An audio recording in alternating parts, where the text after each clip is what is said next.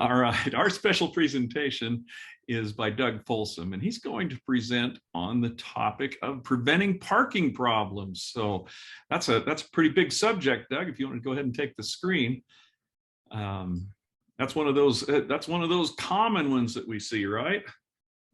That is this is a real common problem that we see. A lot of the accidents that happen in our auto program, are these accidents that happen in and around parking situations. And so today we want to talk about this. How can we be more aware in parking environments to help us reduce the number of auto accidents that we're having and the associated cost and hassle that goes along with those? As I was thinking about this topic, I went back and I looked at all of our auto claims from last year, from 2020. And I did a search on the descriptions for the words parked or parking. And so these claims would involve, situations where our vehicle was parked, or where, maybe we hit another vehicle that was parked, or where we were parking, or in a parking lot. So these were all, the return was, all incidents where we had these words involved, parked or parking. And that was about 25% of all of our auto claims from last year. Now, am I saying that, that's what it is? It's 25%. No, it's actually probably higher than that, because there were a lot of incidents that were, I'm sure, were in parking situations, but those words weren't flagged, in the search. It wasn't clearly identified that this was a parking situation. In fact, I went and I reviewed some statistics that were shared by the National Safety Council about parking safety, avoiding parking accidents. And their numbers show that, more than a third of all auto accidents occur in the parking environment, parking structures, parking lots, or where vehicles are parked or being parked. And so that's a big chunk of all of our incidents that happen. They can be on street or actually in a parking facility. When I looked at this 25% of all of our claims from last year that were in these parking situations, clearly identified as a parking situation, half of those were also clearly identified as involving backing, whether it was our vehicle backing or another vehicle backing into us. And so that kind of brings back some topics that we've covered in the past about, avoiding backing accidents. And so I would encourage you to go back and review those trainings on avoiding backing accidents, because that's a big part of what we're talking about today as well. And we'll also review a few items as we go through this presentation. But again, when I say that half of this 25% were backing accidents, that's still not the full picture.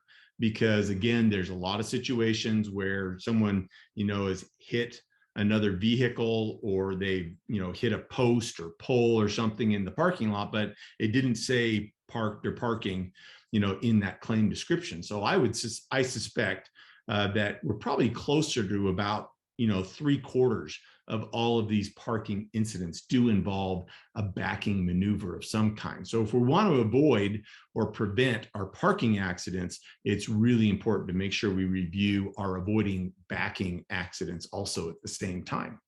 So when we have these accidents in the parking environment, what are we hitting? Well, primarily we're hitting parked cars. Or it's our parked car that's being hit by somebody else. It's generally a vehicle. It's where it is. It's not moving. It didn't jump out in front of us. There are some of those, but most of these are involving a parked, non-moving vehicle. We also have accidents that happen with other moving vehicles. Sometimes it could be a vehicle that comes off the street, veers off the lane of travel on a right of way into a parked car on the side of a road, or it could be accidents happening between two vehicles moving in a parking lot, for example, where we have two vehicles backing out of a space at the same time and hit each other, or moving through the parking lot. And then another frequent one in the parking environment is coming into contact with a concrete base for a sign or a pole, or the pole itself.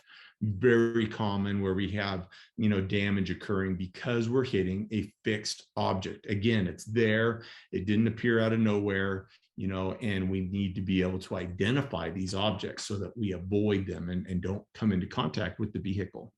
So what's the problem? If we think about backing accidents and parking accidents, they're generally low velocity, low speed incidents. So they're going to be relatively minor, but they do all add up. As I looked at 111 different claims from last year that involved being parked or parking, they added up to a total of about $250,000. So in the aggregate, that is a significant amount. And also, we need to remember that just because it's usually not a serious accident doesn't mean that it can't be a serious accident. And one thing that we've talked about when we've done backing accidents, we've talked about our backing accidents, is remembering that pedestrians are often around when we are in these parking environments. We park a car in a parking lot and we get out and we walk through a parking lot. And often if you're in a commercial, shopping center kind of area, it's not unusual to have small children in the parking lot out of arm's reach from their parent or guardian.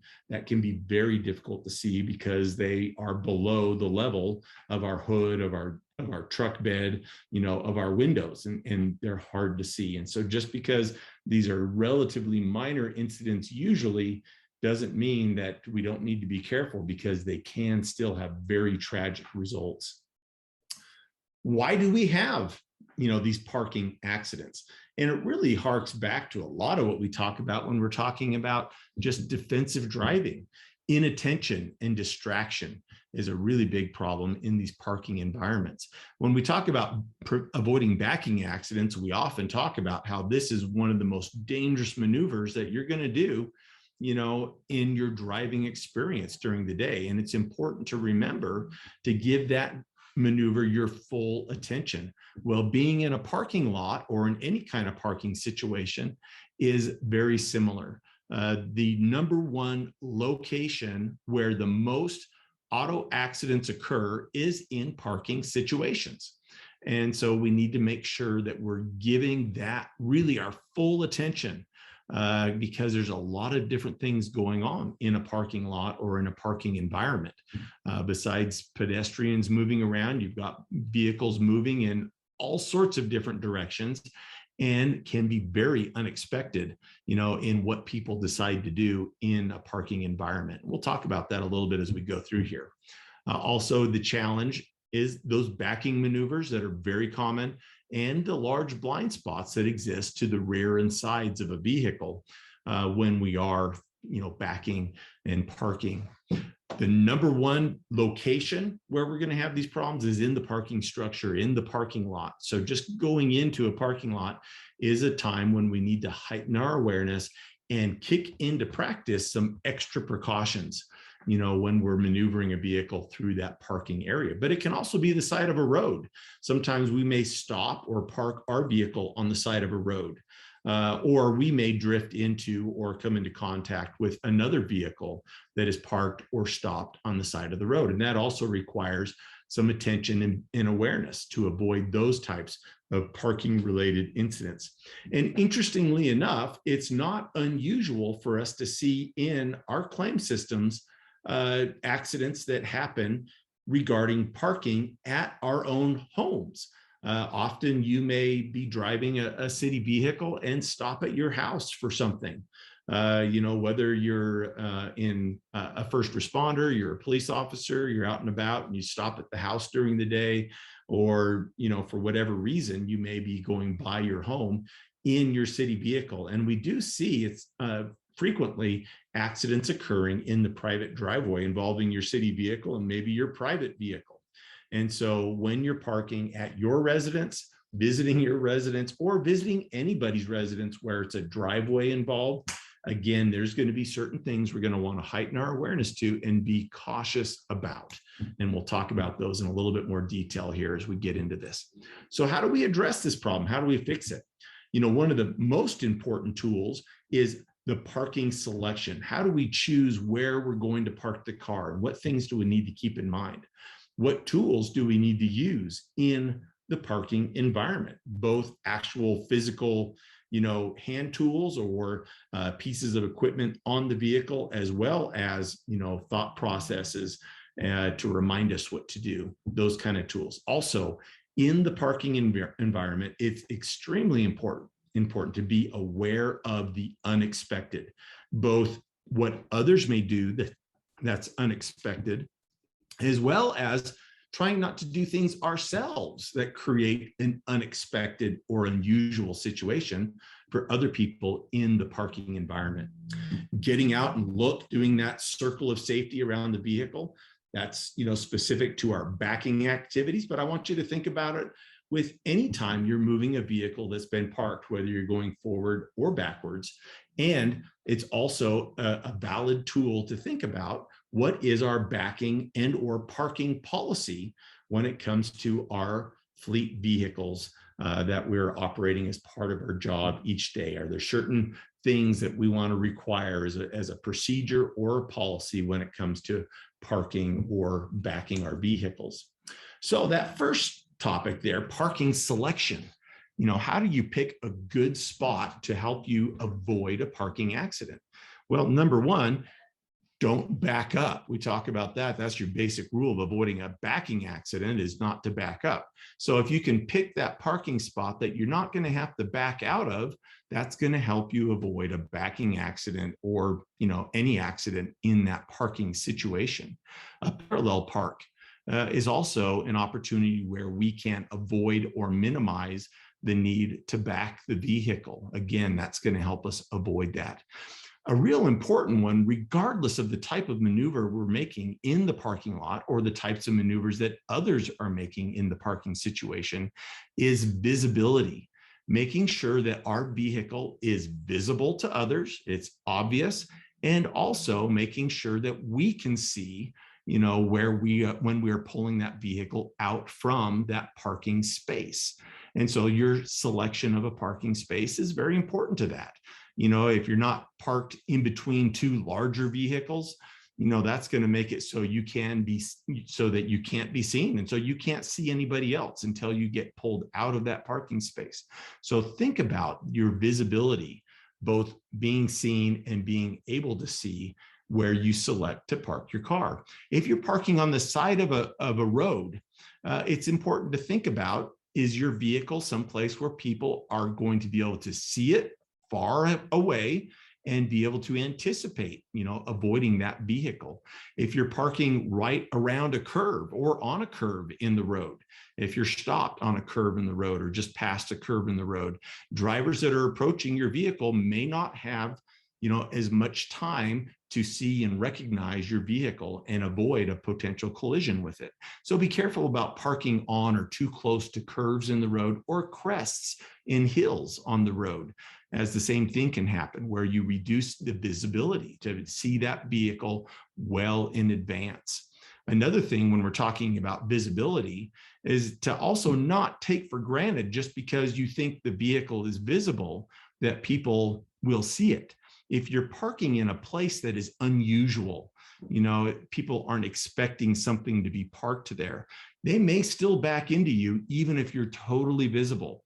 That doesn't mean it's necessarily your fault, but you can avoid that situation. One we see often, for example, visiting home during lunch or stopping by the house to pick something up real quick and parking in or across your driveway. We've seen several claims where a member of the family backs into the city, county, district vehicle because it's parked across the driveway. You stop there just for a second, it's big, it's large, you can see it, and you're thinking, I'm just going to run in real quick and grab something. And because you parked in a place that's unusual, where there's usually not a vehicle parked there, you've created that unpredictable situation for others. And even though they should see it, they may not see it. And so we can exercise some control over that by not doing those things that are out of the ordinary, that aren't easily predicted by other drivers. Backing in on arrival is one of these rules we say is better than backing out when you leave. However, as I went through and looked at these claims, I still saw incidents where we backed into another vehicle or a pole by backing into the parking space on arrival.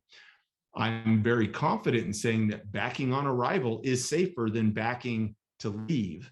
But I'm not saying that it is the safest option unless there is no other option. So just be aware that by backing in arrival, you're not avoiding the possibility of still having an accident. You're just making that backing accident less likely. So you still need to exercise a lot of caution, even when you're doing that backing in on arrival, when you have a good, clear view of where you're backing, but it's still a backing maneuver and it's difficult. Using tools. Number one, make sure we're coming up on that time of year. We're going to have ice and on the windshields here before we know it, ice and snow. Make sure you can see out of your windows and see your mirrors, and make sure those mirrors are adjusted before you move the vehicle, before you back it up or pull it out or drive it in any way. Make sure that you have that visibility. You use the tools that you have at your disposal, or make sure you have those tools so that you can have that visibility, clear your glass. Also, your head, your eyes are a very important tool. When you're backing, don't just rely on those mirrors that you just adjusted or that backup camera monitor. Make sure you also turn your head to check those blind spots and to get a better perspective view of your surroundings. And, whenever possible, if you see pedestrians or others around, make sure you communicate with them, make sure they see you, you see them, or maybe even ask them to stay clear or wait for them to pass until you move your vehicle. Getting out and look. And I mentioned this is an important one, whether you're backing or pulling away forward, we need to know what's around the vehicle before we move it, especially if it's been parked for any amount of time. We call this walking around the vehicle the circle of safety. Very important tool. We can use this to take a look at our car or truck and make sure no new damage appeared while it was parked, make sure that everything looks like it's safe to operate, from a basic standpoint, but also at the same time, inspect our surroundings so that we know where are those, concrete pole bases or poles, other parked cars, how close are we? Are there pedestrians coming in the area? Make sure we use that opportunity to get a good view. And policy and procedure, placing a cone, that little reminder you have to go to the back of the vehicle and pick up your cone, is one way to ensure or encourage that all of our employees will follow a similar procedure to make sure that we're using that circle of safety before we move the vehicle. Backup cameras are excellent safety features on our vehicles, but you cannot rely 100% on a backup camera when performing a backup maneuver. The backup camera, when you have objects that are towards the top or sides of the screen, are going to appear much smaller and further away than they actually are because it is a wide angle lens that's going to give you that distorted perspective. And so we still need to make sure that we're looking behind us to get a good, clear look and perspective of how close things are to us. Use that backup camera to make sure there's nothing immediately behind you. Make sure you turn your head to see where things that are further away are, and don't rely on it. We got to use the mirror, use the camera, don't ignore it, because we saw claims where we had backup cameras and the driver didn't use it at all and had an accident. We want to use it and make sure you're turning your head to check that blind spot. All new vehicles, I highly recommend when you're replacing fleet vehicles, a backup camera should be, just a mandatory spec that you want on all of your vehicles, but make sure that you train drivers on how to use it and learn the limitations of that tool. Mirrors need to be adjusted so that they show as much of your blind spot as possible, but, again, it's not foolproof. Make sure that that mirror is clear, you can see through it, that it's adjusted properly, but don't just rely on the mirror either. We need to be moving our eyes and moving our head. Turn your head, use the mirrors, look to the sides and back, and focus. It's very important that we pay 100% of our attention to the 360-degree driving environment when you're backing a vehicle or maneuvering in a parking lot or parking situation. So eliminate the distractions. Parking lots, parking, backing, any of these situations should be zero tolerance for any kind of distraction from, electronic devices, from conversations, from adjusting controls in the vehicle. If those wheels are turning and you're in a parking situation, pay 100% of your attention on that parking environment. Remind yourself that that parking environment is the one location where you are most likely to have a fender bender or some sort of accident during your driving day. Make sure you're looking all the way around, all sides, all corners of the vehicle as you turn in a parking lot. It's very common for people, even when we're driving out of a parking space forward, we see a lot of claims where we start to turn too soon and we'll clip that vehicle next to us as we're turning around it.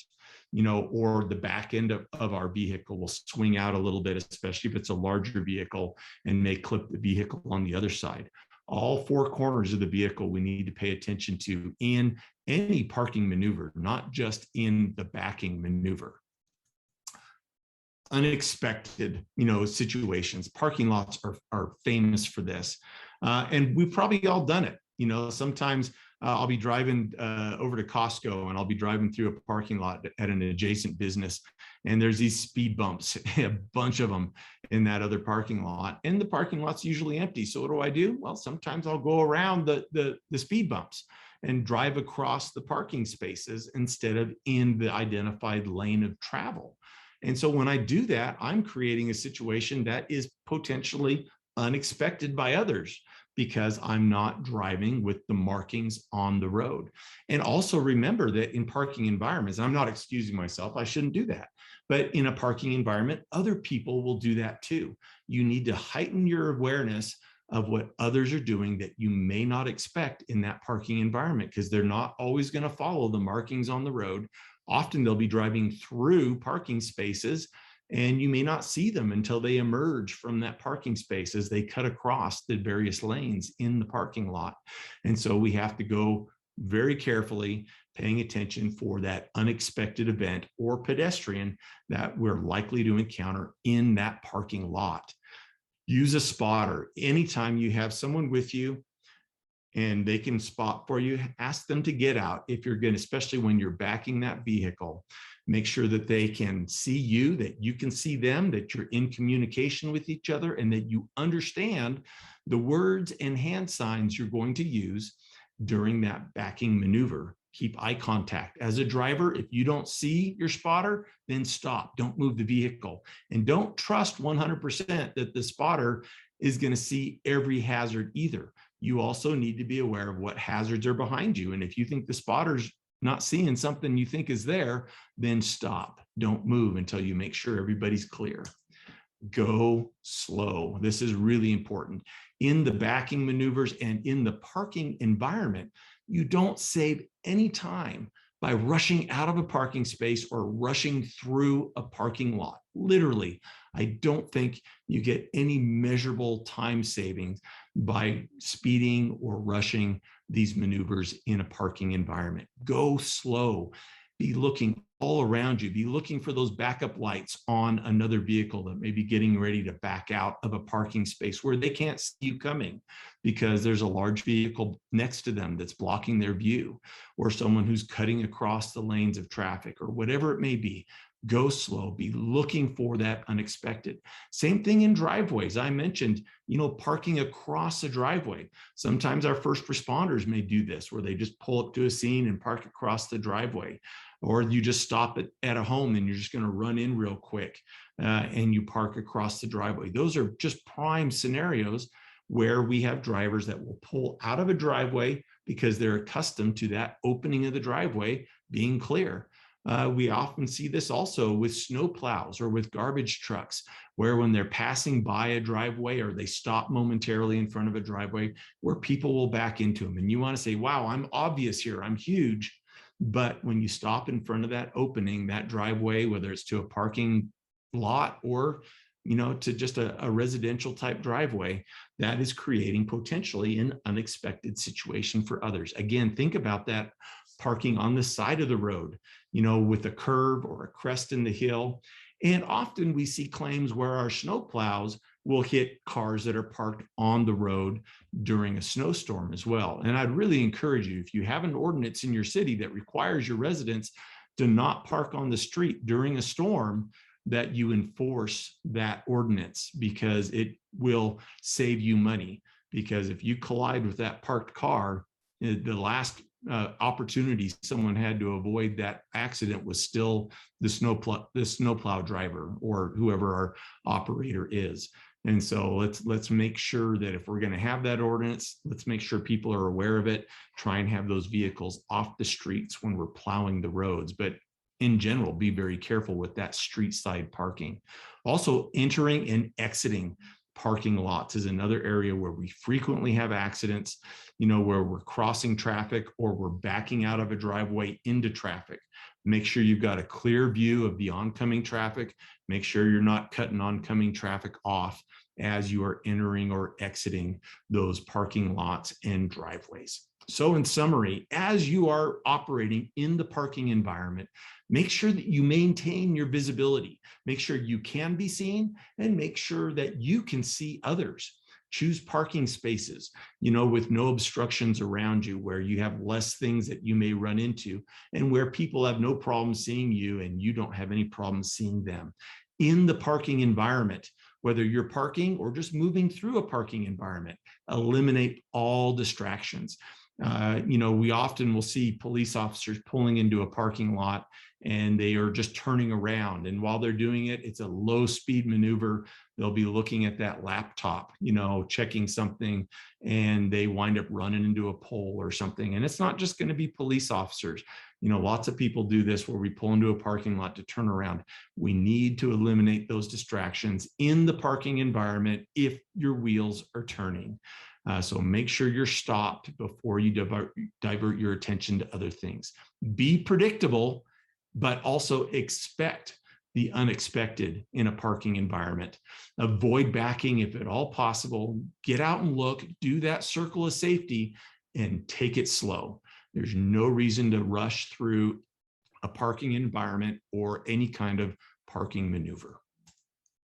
Any questions or comments? Some of you may have had some experience with accidents in parking environments and think maybe I missed something, and you might want to add something, but we welcome your questions or your additions or comments at this time. Yeah, go ahead and place those questions or comments into the chat box, and we'll answer those right now. Well, this is an important subject, Doug. We've seen a lot of these over the years, and these are one of those that probably falls into the category of pretty preventable. Would you say? Absolutely preventable. Yeah, for sure. And we place ourselves in this same category because we're a mobile workforce here at the Trust, and we do a lot of our work in our vehicles. We'll be in parking lots on a regular basis as we're out there. We finish up a visit or whatever, and we'll check our emails and we'll do that kind of stuff. And so, yeah, we place ourselves in this same category, and the prevention is as much part of us as anybody else. Just looking there, I'm not seeing any questions or comments coming in through the chat. Well, folks, if you've got those, please give us a call. If you've got some suggestions for us, we'd love to hear those as well. And we're going to wrap it up today. And we'll be back at 10 o'clock to talk about effective training programs. Doug, any final words? Be careful out there and help others to be careful too.